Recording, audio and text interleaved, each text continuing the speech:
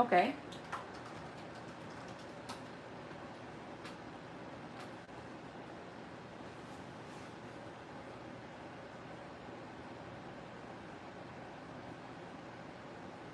Okay, so I got my machines turned on. I got them plugged into my computer. We're gonna rock and roll. For those of you that have come in, I'm gonna show you guys my paper again. This is the Avery for Darks paper transfer sheets that I'm actually using in this tutorial. This is one of the first set of sheets that I've ever used before. So I highly recommend this, especially for beginners. But make sure you get the dark fabric transfers. Don't get the light to do this tutorial. Make sure it says the dark fabric transfers. And Avery brand is a pretty good brand to start off with. You get 5 sheets in the box. This is actually one sheet here. And that's it on the back. And you have 3 flaps, which I'm going to demonstrate how those flaps work. So let's get the crack-a-lackin'. This is a design that I've been working on earlier today. I absolutely love it. You know, that's my middle name. You remember that's the middle name that I used in the last tutorial that I showed you guys last night. So we're going to open up Google Chrome.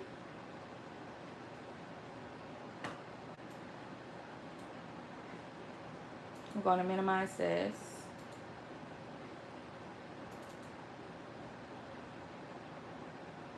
There we go.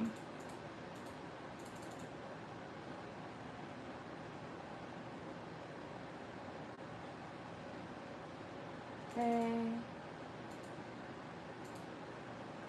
Get to my tabs. No, we're not going to restore. We're going to go to Cricut Design Space.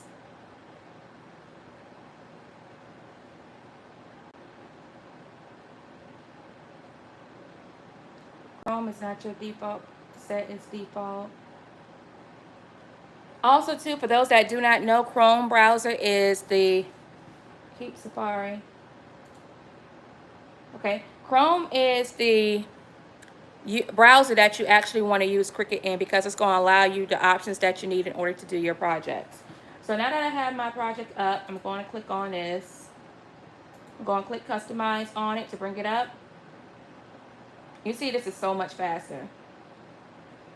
Okay, so I have my project. You remember the first time around we said we was going to resize it to 6.75 width because of our print and cut dimensions. Print and cut dimensions is 6.75 by 9.25.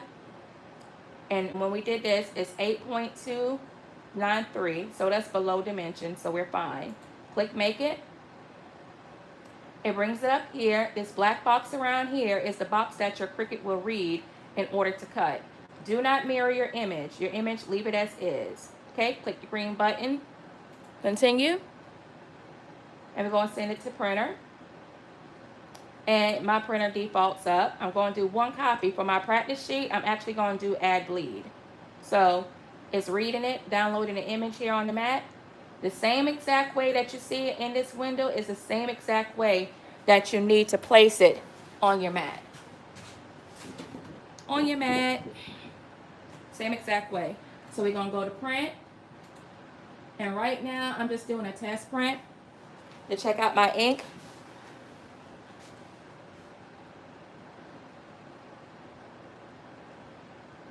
Okay, so I just sent it to the printer. And move you guys over a little bit. And it takes a moment to read. This is the process that actually gets a lot of people frustrated with it. But you see with me, whenever something doesn't go right, I try to move around because I want to, you know, you want to be flexible in your methods. If you get frustrated and you got to walk away for a second, then do your walk away and come back to it. But I do not want you guys to be intimidated by print and cut. Print and cut has really changed my business and changed my crafting, and it's given me the flexibility to do different things. There we go. So after that menu goes, then that's when it's supposed to be moving over to your printer. Okay. Now it's printing. This is our test sheet, remember. I'm going to have to print it again.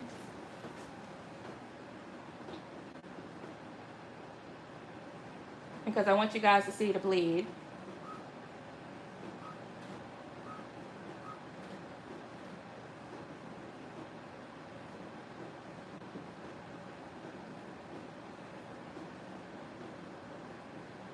Okay, the color still looks pretty good.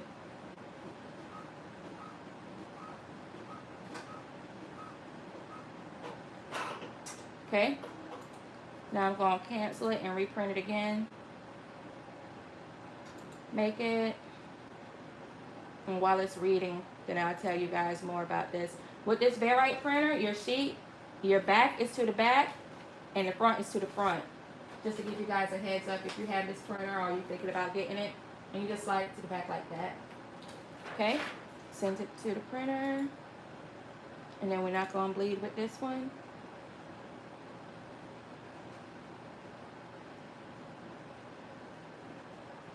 Okay, so as that's loading for our actual sheet, oh, okay, good. It loads much faster. I don't know if you can really see it because of the pattern, but you'll see with the bleed right here, it has extra parts of the lettering. So what it does is it actually cuts into the bleed so that it doesn't have any white. Now sometimes if you cut it without a bleed, it will cut around it and it'll leave white, especially if it's unaligned. So if you bleed your image, it's much more forgiving than not bleeding. Okay, we're ready to rock and roll, y'all. So it's printing up. I have my transfer sheet.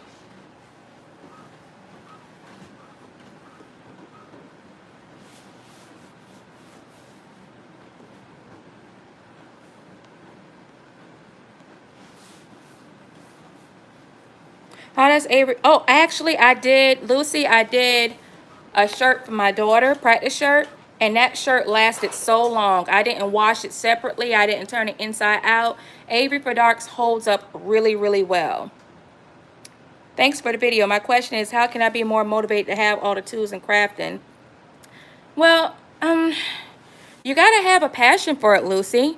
Like with me, I'm just a natural crafter. I love crafting. So sometimes in order for me to get my motivation going, I want to try something new. So this is one of the reasons why I'm trying to introduce something new to you guys every day for the next 30 days. Okay? So I'm going to flush. Take my time and flush it to the lines. You want the paper on the line, not past the line. So just take your time and really apply it like so. And I'm going to show you guys what I mean by flush. I mean like it's like right on the line. You can really tell like right here. So it's like right on the line. So once I have it set up, I'm going to move over to my Cricut. Now I actually have my settings set on light cardstock. That's the 3 o'clock position. So it may vary from Cricut to Cricut depending upon your needle sharpness. But that is the setting that I actually have been successful with my print and cuts. So now that I printed it, the start button is actually blinking. So we're going to press that. And we're going to be ready to rock and roll. Once the mat is loaded, the Cricut button is going to actually blink. You want to click on that. And you're actually going to see, right now, this process is the process of the Cricut reading the black box.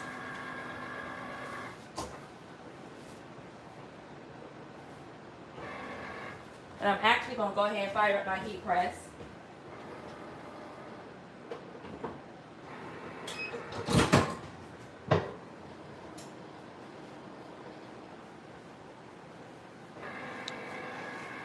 Because guess what? We're going to press this bad boy tonight.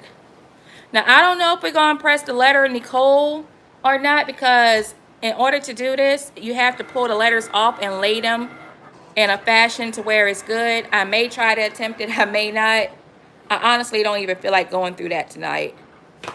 But when you have individual letters for print and cut, it's best to probably use vinyl, because vinyl has a carrier sheet to hold all the letters together. But if you do like a knockout, a photo knockout with your lettering, be prepared to have to lay those letters down.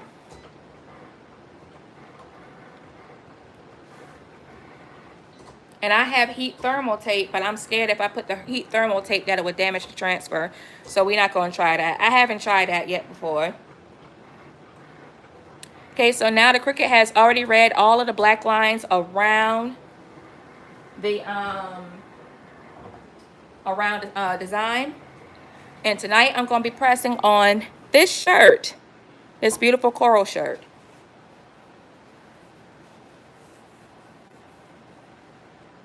What do you mean by transfer sheet? What kind of transfer sheet are you talking about, sweetie? You have printable transfers. You have the transfer sheet that goes with the HTV to help you carry the design over to your shirt or whatever else you're pressing. And you also have a clear transfer sheet to help you carry vinyl over. So what transfer sheet are you talking about? Okay? I'm going to fold my shirt because I'm going to give you guys a basic shirt orientation. A lot of people ask HTV. With HTV, you want to, I'm actually going to do one of those classes, but with HTV, you want to have the shiny side down and the dull side up. And you don't print in the transfer sheet, you print on the actual vinyl. So I know that might sound a little confusing now, but it'll sound a whole lot better when I actually do it. So stay tuned so we can do an HTV project, because I think we might be doing that sometime this week. So I get a question. A lot of people ask me, Tyva, how do I know what's the middle of my shirt? Do not go by the tag of the shirt. The companies don't measure to put it exactly in the middle. You don't want to use the middle of the tag for the middle of the shirt. You don't want to use that as a guide. What I do is I get my shirt and I get it corner for corner like that.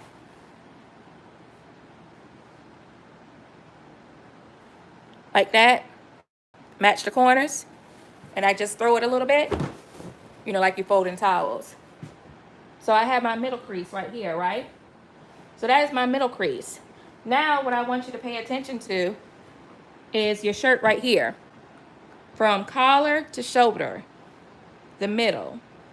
You want to fold that in the middle. So for here to here, you want to fold the middle like that. And you can tell what's the middle because you're actually folding it. This is how you would normally fold your shirt anyway. So now we have the middle. Now why I'm showing you this is just because I'm going to actually press this on the machine. And I'm going to show you what a shirt quadrant is. So this is one of the most important things that you could probably learn with shirt creating.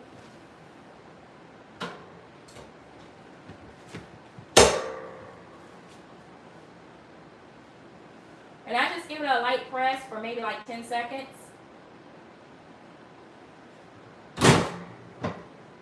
And it doesn't even have to be at full temperature. The temperature now is like 190, just like the pressure of an iron. Okay? Let's see if I got my creases. Okay, I got a little crease. I'll go ahead and shut this because we actually done with that. So now you see your creases. You see? You have a good crease in the middle. And then you got this right here. Now let me tell you what's so awesome about what we just did.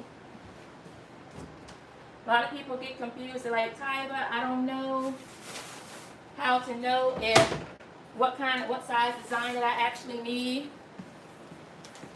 By pressing our shirt like that, we came up with our shirt quadrant. So get your handy dandy measuring tape. Tyva, how wide do I need to make my design? You see this line here? This is a 3X shirt. You see that right there? Going across from line to line, you actually have 19 inches of workable space. You see? And it's funny how it's like right on the line. You have 19 inches of workable space.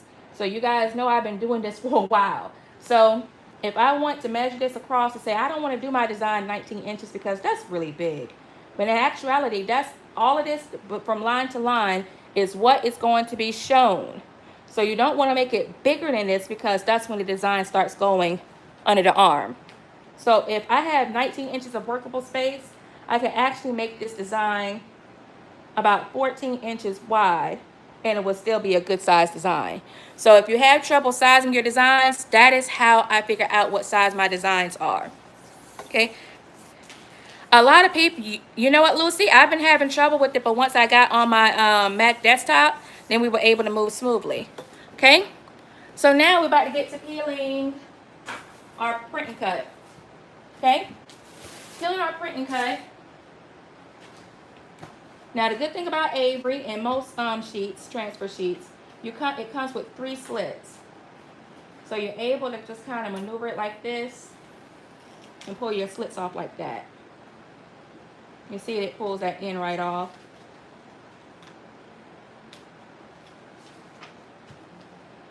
We're not going to worry about that too much because it's not going to stick. So you just pull off your slits like this.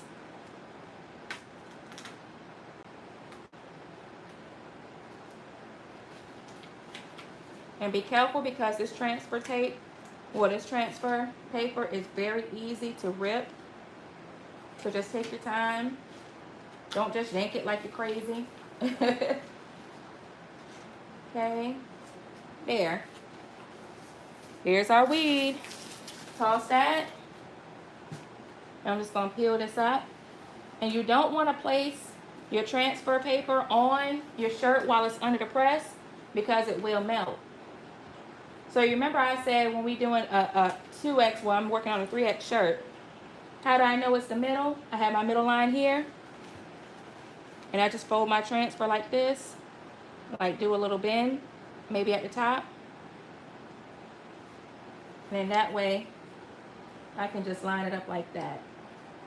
And that's how I know I have the middle of my shirt. And honestly, instead of putting the coal at the bottom, I think I might put it at the top. This is just going to be my nightie shirt. So getting my tape measure. You see I said originally that I was going to do the design 14 inches. This is like half the size that it should be. And that's one of the reasons why when I have 3X, or actually extra large and up shirts, if I can get away with it, I would much rather sublimate them than to actually do a print and cut because it looks like a small piece of design on a whole big shirt. But I'm going to love this nightie shirt. So now I'm still waiting on my heat press to heat up. Heat press instructions. With this Avery for darks, I do not press it on no higher than 310. 310 is see, and you see how it wasn't aligned a little bit? The lettering was off. So I cut the lettering off, but we're going to roll with it. You place it like that. But you do not want to cut it above 310 degrees because your transfer will get stuck and it won't come out right at all. Because I remember now with HTV, I usually do my HTV at between 320 and 330.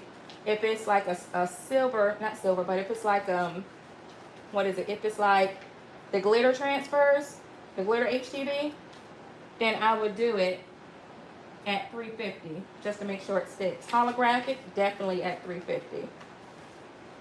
So I'm just peeling my letters off and placing them.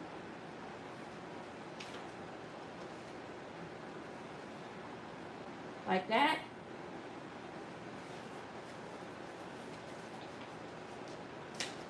If you can do a design to have to avoid you from doing this, that'd be good.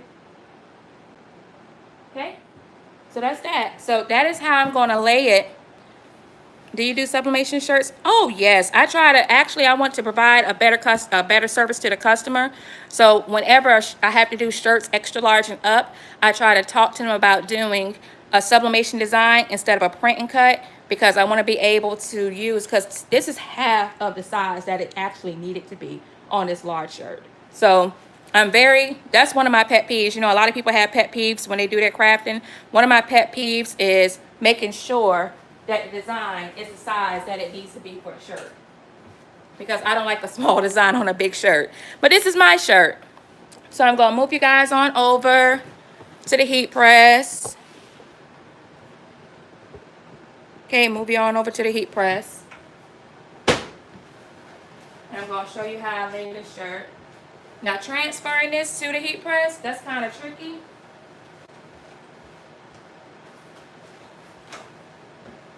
What I do is I go ahead and cover it up with my parchment. And just fold my shirt over and try to transfer it very carefully.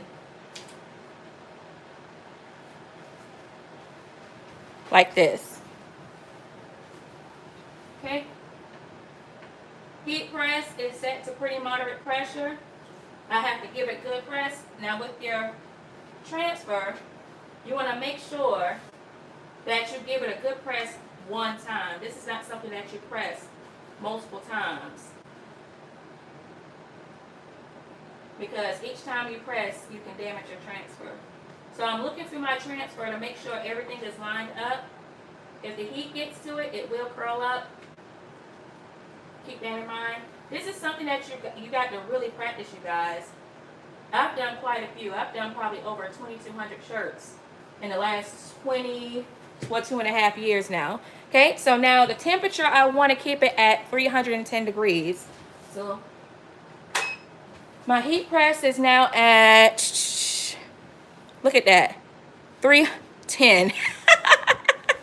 That lets you know how long I've been doing it. It's just, you guys, look. I've been doing this for a long time. T-shirts on my baby. So I got it at 309. It went down one temperature, but it's at 309. We're good. Got 310 now. Give it a good press. And for newbies, I highly recommend you do something called a cool press. Well, cool, it's just for 10 seconds. I just cut it off at 12. We're good. What you want to do is something called a cold. You want to take the parchment off cold. You don't want to take it off when it's too hot because it can cause buckling. It can cause rips in your design. So I actually have my press set to my next to my air conditioning vent you saw. So I use the air conditioning vent, or sometimes I hold it up and kind of give it a good shake to try to cool it off coming off the shirt. So I'm going to move my shirt back.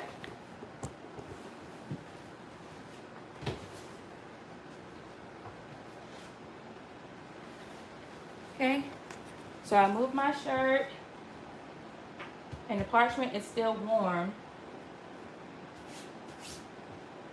So we're going to press, just kind of smooth it out and pull it gently. And there we go. We have our heat press, well, our print and cut. Sorry about the technical difficulties earlier. Some things happen. I'm going to take my phone off this tripod because I want you guys to see this. So and my L is even a little crooked, unless the shirt is crooked. Nope, the shirt was crooked. So that is it, you guys. So you see with the print and cut, it was a little off aligned. So with this design moving forward, more than likely I will actually put the bleed on it. So it will cut through the bleed and I won't have that white outline. You remember we talked about that earlier. So even though I didn't have any transfer paper to transfer over, the white actually looked like it's a shadow, which it turned out good. So this is my shirt, my sleeper shirt. I'm actually going to wear this tonight, you guys. I've been working so hard. So what I'm going to include in the description, but before I go, I want you guys to really, I'm hoping, okay, good. Look in the L right here. You see, look in that L. You see those little fine lines? These are shirt lines. That is how you know that your transfer was a good press. Some people say, well, Tyva, I do my transfers and they wash out in the wash.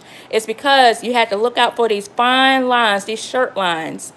And you want to make sure, if you see those shirt lines, that is a good press. That means that it's embedded into the shirt mostly. And I like Avery because it's pretty thin. It's like thin like paper, you guys, even thinner than paper. So it's really thin. So with the proper heat and the proper pressure, it adheres to the shirt really well. So that's it, you guys. You guys have any questions about this technique? I'm sorry for the technical difficulties earlier. What I'm probably going to end up doing is downloading the video and cutting it to the part where we actually could work. And also in this video, I'm going to include the links to where I got my printer from. I'm going to include a link to where you can get the Avery from. I'm also going to include a link to the video showing you guys the on-screen of how I created this design. And I think that's all the resources. But whatever resources that you guys are looking for, I'm going to include it in the description. And if you guys had some FAQs, I'm going to actually include a couple of FAQs into the description box. You said, what kind of paper? I use Avery for darks. At the beginning of this video, I actually show a picture of it, but I'm going to include a link. But I actually use a couple other brands, but for newbies starting off, I highly recommend you guys go with that. So that's it, you guys. Thank you for tuning in. I'm going to edit this video and post it, and I'll see you guys tomorrow night.